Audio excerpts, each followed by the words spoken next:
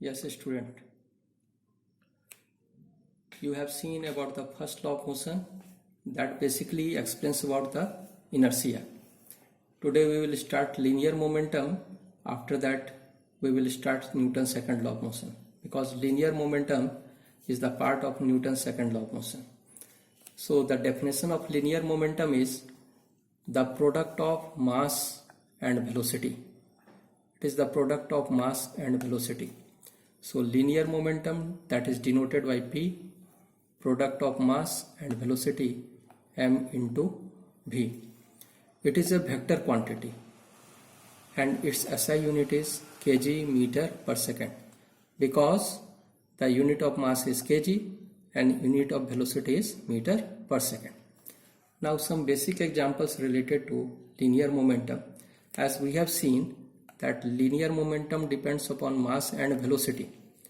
Suppose one concept is there: if two bodies move with same velocity, the body having larger mass has more linear momentum. Suppose one body is 2 kg, another body is 3 kg, and both are moving with 10 meter per second, the larger mass has the more linear momentum. If the two bodies having same mass, the body having more velocity has more linear momentum.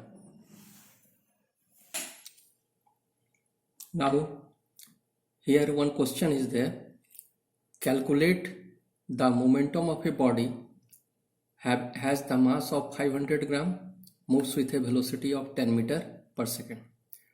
Already we know the formula for linear momentum, that is P is equal to mass into velocity. Here mass is 500 gram, I have converted it into kg, 500 divided by 1000. Velocity is given 10 meter per second multiplied by 10. After due calculation we have got 5 kg meter per second. Now the concept of linear momentum is there.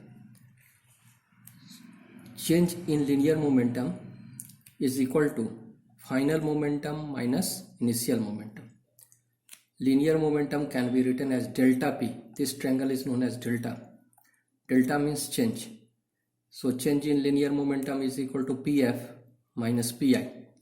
PF stands for final linear momentum, PI stands for initial linear momentum. Now what is the significance of change of linear momentum? Greater the change of linear momentum, greater will be the force applied. So linear momentum, change of linear momentum clearly shows the magnitude of the force. Now question related to change in linear momentum.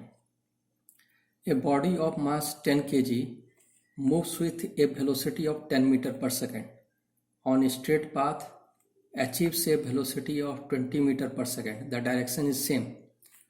Find the change in linear momentum.